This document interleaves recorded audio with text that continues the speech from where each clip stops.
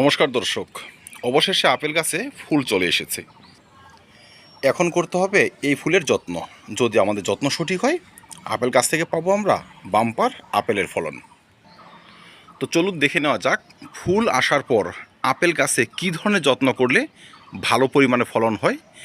আর এই এপ্রিল এবং মে মাসে অন্যান্য আপেল গাছের যত্ন আমরা সারবো কীভাবে।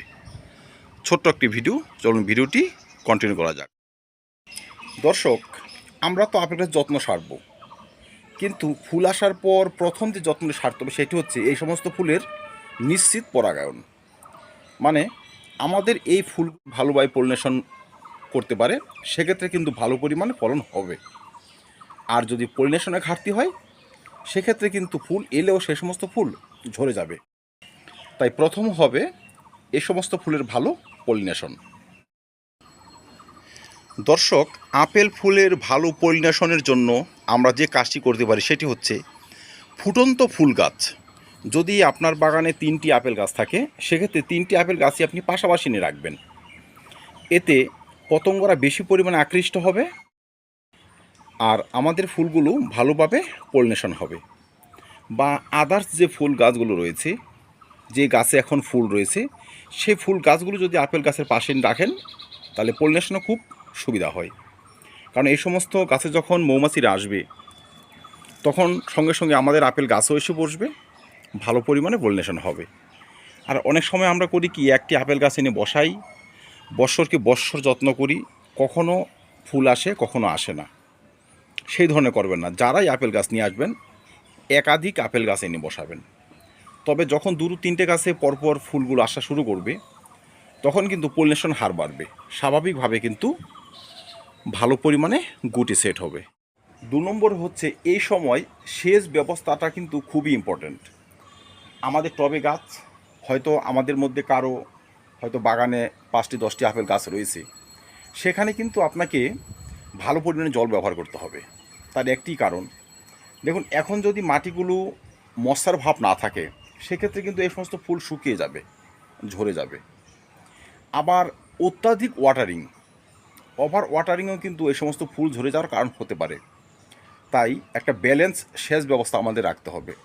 মাটির আর্দ্রতা আপনারা পরীক্ষা করবেন, দেখবেন মাটিতে ভিজা ভাব রয়েছে কি না। যদি ভিজা ভাব থাকে ঠিক আছে, যদি না থাকে আপেল বাগানে এখন জল দিয়ে দেবেন, বা টবের মাটি সামান্য একটু ভেজা ভাব রাখবেন, তবে ফুলগুলো পুষ্ট থাকবে। এই সমস্ত ফুল থেকে ফলে পরিণত হওয়ার চান্স অনেকাংশে বেড়ে যাবে। এই দেখুন, আমি কিন্তু এইরকম ভিজা ভাব রেখেছি। মোটামুটি এরকম ভিজা ভাব রেখে দিলে আপনার গাছ থেকে ফলন হওয়ার চান্স অনেকাংশে বেড়ে যাবে। 3 নম্বরে হচ্ছে সার প্রয়োগ। দর্শক, এতদিনে আমরা সবাই জানি যে যখন গাছে ফুল আসে, সে আপেল গাছই হোক বা লেবু গাছই হোক, তখন কিন্তু খাবারের চাহিদা থাকে সব থেকে বেশি। তাই বিশেষ বিশেষ কিছু সার ফুল আসার পর ব্যবহার করতে হয়, যেন এই সমস্ত ফুল থেকে ফলে কনভার্ট হয়। তো দর্শক, এই সময় যে সমস্ত খাবারগুলো গাছকে আমাদের দিতে হবে, এর মধ্যে একটি হচ্ছে পটাশিয়াম, সেকেন্ড হচ্ছে ফসফরাস, থার্ড হচ্ছে জিঙ্ক, ফোর্থ হচ্ছে বোরন, ফিফথ হচ্ছে ক্যালসিয়াম। এইসব খাবার ব্যতীত কিছু মাইক্রোনিউট্রিয়েন্টস রয়েছে, যারা ফুল থেকে ফলে কনভার্ট হতে সহায়তা করে, ফুলকে কাছে ধরে রাখতে সহায়তা করে। তো দর্শক, বিভিন্নভাবে কিন্তু সেই সমস্ত খাবারের সোর্স আমাদের গাছকে দিয়ে যেতে হবে। আপেল গাছ ফুল নিয়ে আসে পাতা ঝরানোর মাধ্যমে। দেখুন আমার এই গাছটিতে খুব সামান্যই পাতা রয়েছে, সম্পূর্ণ পাতায় প্রায় ঝরে গিয়েছে। এই দেখুন, এখন যে নতুন করে ডগাগুলো বেরোচ্ছে, সেই সমস্ত ডগার মাথায় কিন্তু ফুল। আপনি এইদিকে আসুন, এই দেখুন, এই যে ডগা বেরোচ্ছে তার মাথায় ফুল। এখানে যে ডগা বেরিয়েছে তার মাথায় ফুল, এই পাশে রয়েছে তার মাথায়ও ফুল, এই যে এইদিকে রয়েছে, এখানেও কিন্তু ফুল আসতে শুরু করেছে। এপ্রিল মাসে ফুল আসছে। দর্শক, তো এতদিন কিন্তু আমরা তেমন পরিমাণে খাবার ব্যবহার করিনি। সেই কবে 1 থেকে 1.5 মাস আগে অল্প একটু পটাশিয়াম ফসফরাস খাবার দিয়েছিলাম, গাছে পিজিআর স্প্রে করেছিলাম। তারপর থেকে কিন্তু মোটামুটি খাদ্য শূন্যতায় ভুগছে গাছগুলো। তাই এখন ইচ্ছে করলে আপনি খাবার গাছে স্প্রেও করতে পারেন বা মাটিতেও ব্যবহার করতে পারেন। তো দর্শক, খাবারটি দেবেন একটু বুঝে শুনে, তার কারণ যদি আপনাদের গাছে এমন ফুটন্ত ফুল থাকে, ফুটন্ত ফুলের উপর কোনো ধরনের খাবার স্প্রে করবেন না। সেক্ষেত্রে আমরা কি করব, আমরা মাটিতে দিয়ে দিতে পারি। তো যাই হোক, যদি আপনাদের গাছ এমন 20 ইঞ্চি টবে থাকে, দেখাচ্ছি আমার গাছটি মোটামুটি বেশ বড়, তো এমন একটি গাছ যদি থাকে এবং কি আপনার গাছটি এমন 20 ইঞ্চি টবে থাকে, সেক্ষেত্রে আপনি আধা মুঠি, মাত্র আধা মুঠি ভার্মি কম্পোস্ট বা 1 মুঠি গোবর সার দেবেন। সর্ষের খোল 5 থেকে 7 গ্রাম, তার বেশি নয়। এবং এই হাড় গুঁড়ো খুব ভালো করে গুঁড়ো যদি থাকে, সেক্ষেত্রে আপনি 10 থেকে 15 গ্রাম। এবং পটাশ জাতীয় খাবার, অর্গানিক হোক রাসায়নিক, যদি 005234 হয়, সেক্ষেত্রে 4 থেকে 5 গ্রাম, বা যদি লাল পটাশ হয় 7 থেকে 8 গ্রাম দিয়ে দেবেন। এবং বোরন দিয়ে দেবেন মাত্র 1 থেকে 1.5 গ্রাম।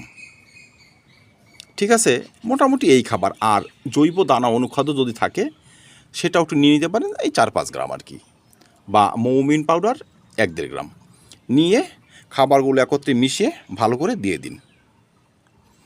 দর্শক, যে খাবারগুলো দিতে বলেছি সেই খাবারে কিন্তু প্রচুর পরিমাণে পৌষ্টিক উপাদান রয়েছে, যেমন হাড় গরু, ক্যালসিয়াম ফসফরাসের ভালো একটি সোর্স, 005234 পটাশিয়াম এবং ফসফরাস। দানা অনুখাদ্যের মধ্যে রয়েছে ম্যাগনেসিয়াম, ক্যালসিয়াম, আয়রন, এই ধরনের উপাদান। আর গোবর সার তো নিজেই একটা পারফেক্ট খাবার। তো মোটামুটি এই খাবারগুলো অল্পই হবে, ওই হাতের মুঠির 1.5 মুঠি হবে। যদি আমরা এখন দিয়ে দিতে পারি, আমাদের গাছে যে ফুলগুলো এসেছে এখন, সেই সমস্ত ফুলগুলো কিন্তু পুষ্ট থাকবে। স্বাভাবিকভাবে পুষ্ট ফুল ভালো পরিমাণে ফলনের গ্যারান্টি নিয়ে আসবে। তো যারা খাবার দেননি, তারা অবশ্যই এই খাবার দিয়ে খাদ্য স্টার্ট করবেন। আর যাদের গাছে এখনও ফুল ফুটেনি, ক্ষুদ্র ক্ষুদ্র ফুলের কুড়ি দেখা যাচ্ছে, তারা এখানে খাবারগুলো স্প্রে করতে পারেন।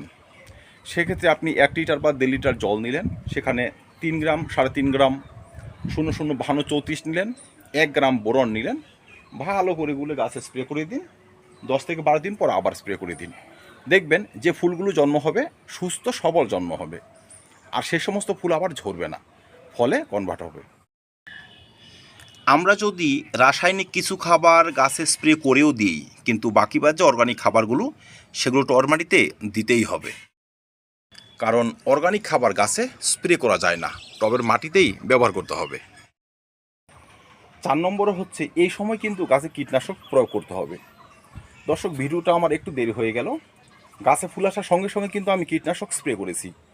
যাদের গাছে এখন ফুল আসছে, ফুল ফুটেনি, তারা কিন্তু কীটনাশক স্প্রে করবেন। এখন যে সমস্ত কীটের আক্রমণ এই গাছে বেশি হবে, তার মধ্যে একটি হচ্ছে থিপস, জাপ পোকা এবং ফ্রুট ফ্লাই। এরা ফুলের ক্ষতি করবে, পাতাগুলোর ক্ষতি করবে, এবং ফুল থেকে যে ক্ষুদ্র ক্ষুদ্র দানা সৃষ্টি হবে তাদের ক্ষতি করবে, তাদের ফুটো করে দেবে, এবং একসময় সে সমস্ত ফল ঝরে যাবে। তো দর্শক, সেই সমস্ত হাত থেকে রক্ষা করার জন্য আমরা যে কীটনাশক এখন স্প্রে করতে পারবো, এর মধ্যে ইমিডাক্লোরপিড হচ্ছে ফার্স্ট, সেকেন্ড হচ্ছে প্রফিনাকো সাইপারমেট্রিন। আপনারা নিম তেলও কিন্তু স্প্রে করতে পারেন। যাই হোক, যেটি আপনার স্প্রে করেন, যেহেতু গাছে ফুল আসছে, সেহেতু মাত্রা হবে অর্ধেক। যদি প্রফিনাকো সাইপারমেট্রিন গ্রুপের কীটনাশক আপনার স্প্রে করেন, অন্য সময় 1 লিটার জলে 2 ml করতেন, এখন করতে হবে 1 ml। মোটামুটি 1 ml 1 লিটার জলে গুলে সন্ধ্যার আগে বিকেলবেলা গাছে ভালো করে স্প্রে করে দিন। আজকে একবার করুন, 1 সপ্তাহের পর আরেকবার করুন। 2 বার যদি স্প্রে করে দিতে পারেন, থিপস বা জাপ পোকা, ফ্রুট ফ্লাই কোনোটাই গাছের ধারে কাছে ভিড়তে পারবে না। আমাদের আপেল গাছ থেকে আমরা ভালো পরিমাণ ফলন পেতে শুরু করব। আপেলের গাছকে সুস্থ, সতেজ এবং ফলে পরিপূর্ণ করার জন্য আমাদের কিন্তু ছাঁটাইয়ের প্রয়োজন। অনেকে ভাবতে পারি এখন তো গাছে ফল আসবে, ফুল এসেছে, এই অবস্থায় কি ছাঁটাই করা যায়? দর্শক, যায়। প্রয়োজনে এই অবস্থা তো ছাঁটাই করতে হবে। তো চলুন দেখে নেওয়া যাক এখন কি ধরনের ছাঁটাই আমরা করতে পারি। দেখতে পাচ্ছেন কি সুন্দর ফুলগুলো। তো আমি কিন্তু এই গাছকে বেশ কয়েকবার ছাঁটাই করেছি। দেখুন, এখান থেকে আমি কেটেছি, তারপর 3টে ডাল বেরিয়েছে। 3টে ডাল বেরোনোর পর এই দেখুন, বাড়তে বাড়তে যখন এখানে এসেছে, এখান থেকে আমি কেটেছি, এখান থেকে শাখা বেরিয়েছে, এখান থেকে 5-6টি শাখা বেরিয়েছে, ঠিক আছে।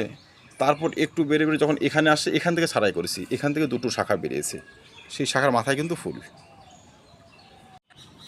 আমরা এই ছাঁটাই পর্বটি সারতে পারি শীতের একটু আগে, কারণ বেশিরভাগ আপেল গাছই শীতের পরে ফুল নিয়ে আসে। তাই শীতের আগে গাছের ছাঁটাই এবং অত্যাধিক লম্বালম্বিভাবে বেড়ে যাওয়া ডালের মাথা ছাঁটাই করলে পরবর্তী বসন্তকালে কিন্তু ফুলের বাটগুলো বেরোবে এবং সেই সমস্ত বাট থেকে ফুল হবে। তাই শীতের আগে ছাঁটাই করে দেবেন। গাছের একদম গোড়া থেকে এক ধরনের শাখা বেরোবে, ডাল বেরোবে, এই দেখুন, এটা হচ্ছে এলা ডাল। এরা শিকড় থেকেও বেরোয় বা গ্রাফটিংয়ের নিচ থেকেও বেরোয়। এই ধরনের শাখাকে কোনোভাবে রাখা যাবে না, তাই এদেরকে প্রথমে কাটতে হবে। এই দেখুন, কেটে দিয়েছি আমি। দর্শক, এরা যদি বাড়তে থাকে সেক্ষেত্রে আপনার যে মেন গাছ, যে গাছে আপনি ফল পাবেন, সেই গাছের গ্রোথ কিন্তু নষ্ট হয়ে যাবে। তাই শিকড় থেকে বা গ্রাফটিংয়ের নিচ থেকে বেরোনো সব ধরনের শাখা আমরা কেটে দেব।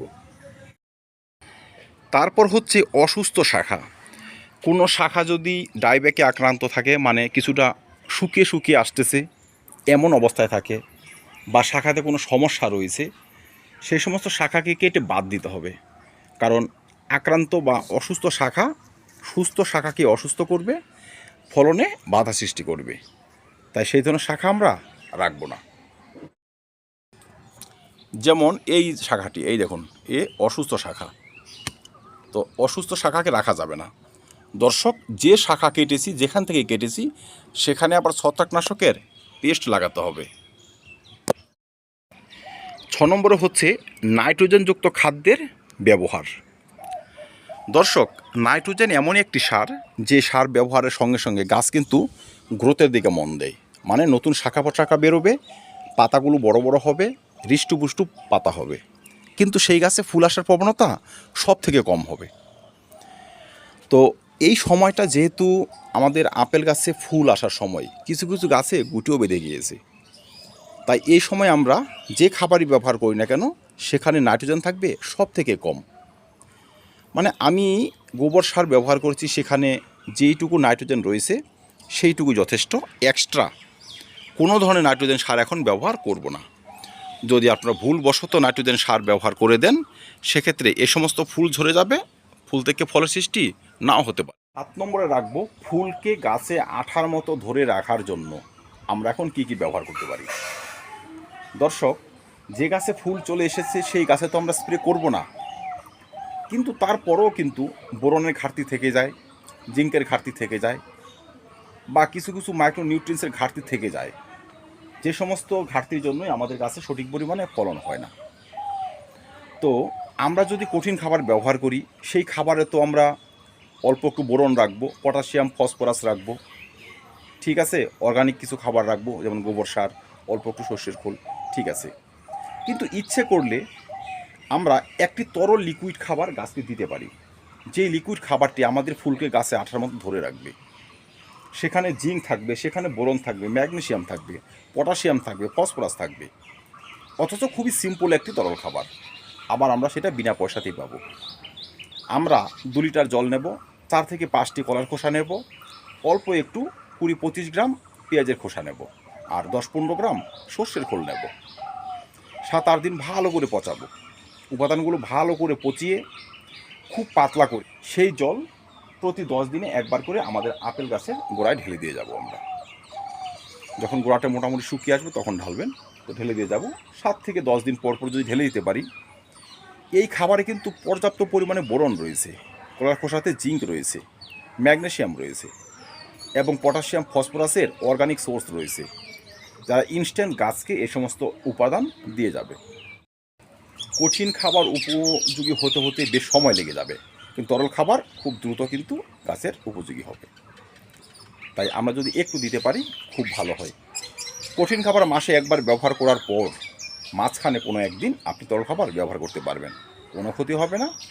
আপেল গাছে যেমন ফুল এসেছে তেমনই দেখবেন ফলে কনভার্ট হওয়া শুরু করেছে।